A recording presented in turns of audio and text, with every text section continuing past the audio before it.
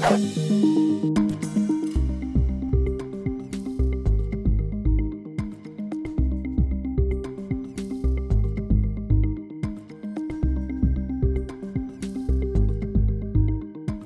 now, from the CFTK-TV studios, this is Open Connection with your host, Robert Pictou.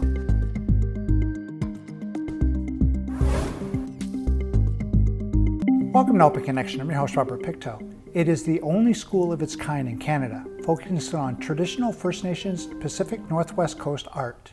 Students at the Freda School of Northwest Coast Art is our subject on today's Open Connection. I am Gitsan, and I am of the Wolf Clan. I wanted to learn better how to do the art that I was interested in. I didn't become interested until maybe in my early 20s. It was kind of different for me, especially the learning process. Me being strong-headed a little and about the way the designing was, because I grew up on the older stuff and it was kind of different. Some of them are based on my life. Some of them are based on, I guess, the afterlife, and one of them is based on the Niska New Year, the Hobie moon. Did you want me to talk more about each of them? Or? Sure, yeah. Well, I have my moon mask, which is displayed in the middle there. It's basically based on faith. Believers believe so much that you see God everywhere and what He does, and eclipse would signify a certain sign that he is around, and what he does is true to His word. With the paintings behind me, this is based on my 2 sets of twins that I have. I have one set with me and one set that is not with me. The one this side I did traditional colors. The one here I did in a modern style with funky colors, I guess. I made it off of my set of twins and made a story out of it. I'll just do a brief story, which is there's this guy, he's looking for his best friend, his companion, his, I guess, soul buddy. He looks everywhere, and it was tough for him, so he ends up being at a lake, and he looks in the lake and he sees his reflection and thinks, oh, I wouldn't mind having myself as a buddy. And he never thought anything of the reflection, but the reflection was basically himself looking back at him. And this reflection decides to come through and be his buddy. It's a take on how twins are. They are inseparable. They are buddies. They basically can't live with one another. I have a killer whale design. It is based on some beliefs that you can choose what you come back as, and it is in multiple ethnicities where you pick what you want to be when you come back. Like the Samoans, they believe that you can come back as whatever you want, and some First Nations as well. That's my take on that design that I did. And I also did a Hobie Moon based on faith again. It's to really represent God's pouring out of the food for His children. So that's what that one represents. Doesn't matter what your skill level is. It doesn't matter what your age is. Any time is a good time to learn, especially if it's something you're going to be passionate about.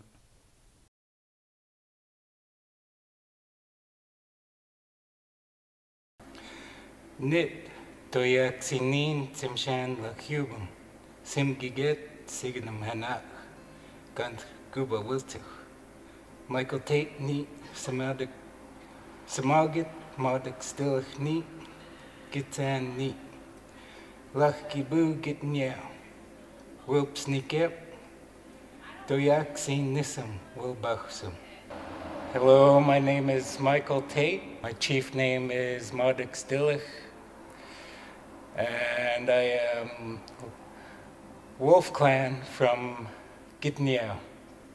I am from the Gitsan Nation, and my house is Nikep. My favorite learning experience would be, I guess, working with my hands. It's what I enjoy doing most.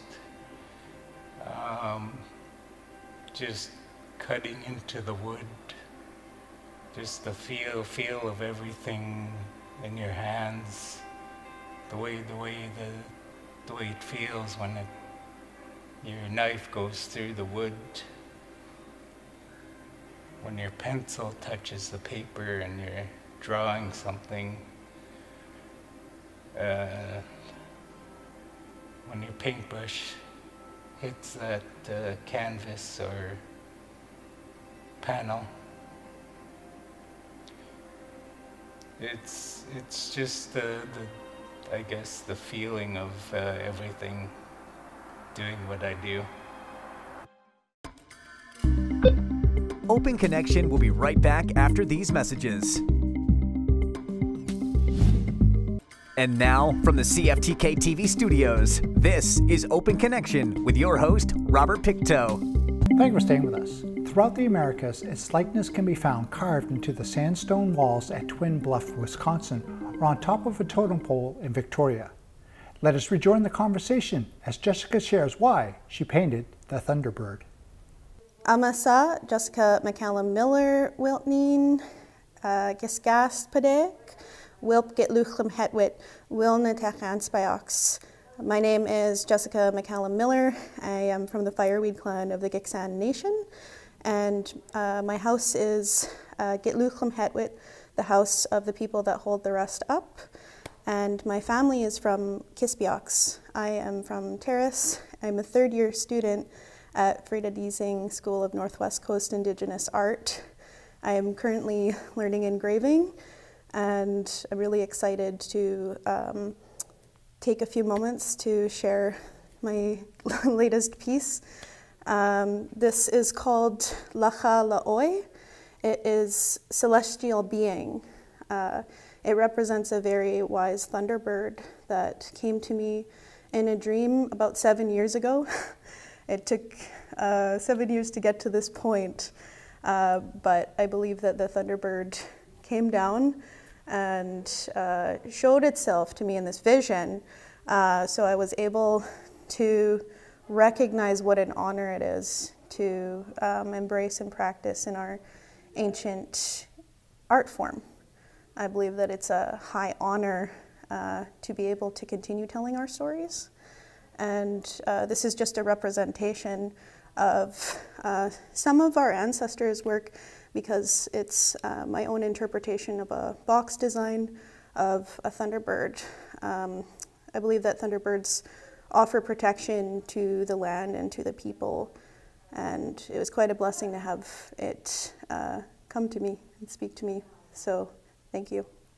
I've put some abalone across the siding to represent water. The thunderbird itself, these are double-eyed salmon trout heads, and this is the salmon trout head here. So this is the side profile of the salmon trout head, and if it was facing you, it would look like this. So this would be the double eye. Here, as you can see in a lot of my work, I add a third eye, because it represents the awakening of our peoples.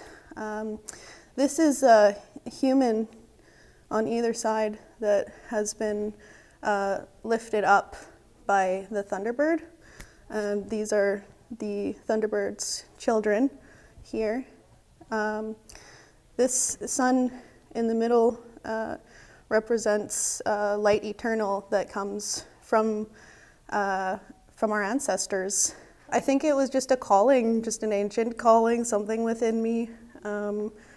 I was missing a piece of myself, so I wanted to find who that was. I think that we become who we truly are when we embrace our own Indigenous identity. For many years, that was a restriction. And I feel that in order to reroute myself and discover myself and have new opportunities to learn about my culture and listen to my elders, study the ancient art, it's truly an honor and a blessing, and something I had to do. Visions came to our ancestors, and they continually come to us now. It's an echo, and I think that we see form in everything once you start practicing in it, and once you start really studying it, you see exactly what our ancestors saw. You need to be ready, you need to be open, you need to love and respect the art, and just really talk to your family, talk to your elders, get advice, and think about what you want to do. What is your purpose through the art? A lot of my purpose through the art is through advocacy for our people. There's many directions that you can go, and you'll find that you become who you are. I think that you should do everything with goodness in your heart. And if you need cleansing, go to the water. The water has Creator in it, and you can always find healing. If you ever need medicine, just ask Creator, and the medicine will come to you. Open Connection will be right back after these messages. And now, from the CFTK-TV studios, this is Open Connection with your host, Robert Pictou. Welcome back to Open Connection. Many people fail to go after what they want in life because they think their best days are behind them and the time is already gone. In our next segment, we meet a self-described Golden Girl. Amagan Slag, Badasti Wayu, Simpson Nuyu, Nawaps Nagwan Ax Diwa Swatku, Gitsum Galem Diwa Johu. My name is Melody. My Simpson name is Badath. I come from the Simpson Nation. I come from the house of Nagwan Ax in Kitkatla. I live in Kitsum Kalam. I am currently finishing my diploma, my third year in Freda School, First Nation Fine Arts. I hope to receive my diploma and continue to carve and draw in Simpson style. This is my golden opportunity. I am a proud mother of 3, a grandmother of 9, and a great-grandmother to 5 beautiful babies. I believe I've been carving and painting since I was 10 years old. I used to use butter knives, anything I can get a hold of. I think when I was 30, I carved my first paddle out of I called a shelf board and a butcher knife. So I've been really attracted to doing our traditional art. I'm a regalia maker, so that's how I really got into it, I believe. But I really love this program. If anybody wants to learn your style, your nation, this is one of the golden steps you can take. This part I call the connection. This is the shape of a halibut. I am at this time carving a halibut bowl out of yellow cedar. This is the fisherman inside it holding a traditional fishing hook. The fishing hook was sometimes passed down generations, or the fisherman actually carved it. This is an octopus. This is the favorite bait of an octopus. I've actually seen my friend the fisherman put a halibut to sleep, rubbing its nose. So I was going to put this inside of my halibut bowl, but one of my instructors said I should paint it instead. So this one is called the connection, and it's the connection between the fisherman, the halibut hook, and the bait. I've got another piece in the other corner called soul catcher. For some reason, I'm really attracted to soul catchers, and a soul catcher was used by medicine people. And it's not bad magic or good magic, it was just something more people did. And it was, the medicine man would hold it over the patient and have cotton on both ends, pull one piece of cotton out of one end, and it was believed your soul went in, and they would swing it over your body with medicine. And it would decide whether you're going to stay on earth or go to the other place. And it was called a soul catcher. But I really find them fascinating for some reason. So I've got one on the other corner there, and it's got one person coming in and one person leaving. I was traditionally raised by my grandparents, and one of the things they taught me is how to gather, how to prepare medicine. And it's not something regular people can do. You have to know where, how, where the plant is growing, what kind of thing that root the plant has sucked up to, what kind of medicine you're going to have, what season to pick it in, what part of the plant you take. And there's like 3 different medicines you can take from one plant. But yeah, I was really attracted to that and attracted to Freda Dancing School. I'm a bit of a golden girl. Next week I turn 67, and it proves you're never too old to learn. I love everything I've learned in this program. It's like, wow, I honestly wish I was 20 years younger so I could start over again. But I don't regret this program. It's an awesome program. It takes you right from the basics to the ovoid to the U-shapes, and how a Simpson style is different than an Anushka or a Gitsan. We all have our different style, our different colors. And it comes out when we're carving a mask or a bowl as to the different shape that we make, the different colors. Open Connection will be right back after these messages. And now, from the CFTK-TV studios, this is Open Connection with your host, Robert Pictou. Welcome back to Open Connection. Many people fail to go after what they want in life because they think their best days are behind them and the time is already gone. In our next segment, we meet a self-described golden girl. This what I'm wearing is called the traditional shawl. So on the back is my killer whale. On the front of the face is on the back is the fin. So there are many things that we use in a feast. The women use shawls, use blankets when we're dancing. When we get big names, we get a blanket. The hats are woven by yourself or somebody in your family or your clan. There were roles everybody in our family and our clan played in our regalia. So something I was attracted to. I used to run a dance group, the Kitsimkale and McLeod dancers, and there was one more verse that my auntie said I should add, something about residential school. The song is called Survival Dance, and the last verse I added is, you tried to wipe us out, but we're still here today. And my auntie would cry, and I'm like, why are you crying? That's perfect, because they did. Like, I don't look First Nation. So when I went to school and somebody bullied me and I called them a monamhon, which is a salted fish, I got strapped. When somebody bullied me, I retaliated and I got in trouble for it. So it's really hard. There's many of us are everywhere. We're in all sizes, shapes, and colors. So you don't know who we are till you meet us. That is the best thing I ever did. Like, even at the age 10, I was interested. My grandfather used to take Bristol boards. I used to draw Klahowya and he'd sell it to my teachers for 10, 20 bucks. He was probably my agent and I didn't know it. But if you want to learn about your style and get into the First Nations art, this is the best place to go. The teachers are I can't even explain it. They're very patient and they make sure that you know what you're doing. If you're not doing it right, they'll steer you in the right direction. And you get to meet people from your own nation, guest speakers. Like we had Reggie Davidson come in, teach us bent box.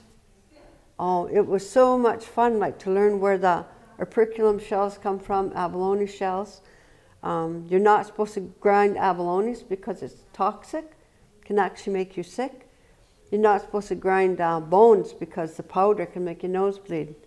I know that because I tried it. But I'm setting up my own shop in my reserve right now. I had a shop and it kind of collapsed, so they're going to fix it for me. So I'm a bit of an old carver tomboy, but it's so much fun. I'm really glad I went to the school because I learned so much I wouldn't have learned anywhere else. And the teachers are so patient and they're very patient and very driven to which nation we are. Badasti wayu, Simpson nuyu, tu amskore nemnitu khaniget sagyam. Kispa wada di pterku. Gitla nugun ax nawabu. Kakatla diwawatku nujitsen. My name is Melody Starhoy. I am a Simpson. I live in Kitsim-Kalem. My grandmother's from Kitkatla. I come from the house of Gitlach Nugun Axe in Kitkatla. I've always been interested in traditional art. I've been a regalia maker for about 20 years. I know how to weave cedar, I do beadwork, I do regalia, and now I can do artwork.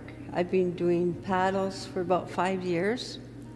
I have my own carving shed, and I really appreciate being in this program. And it's never too late for anybody.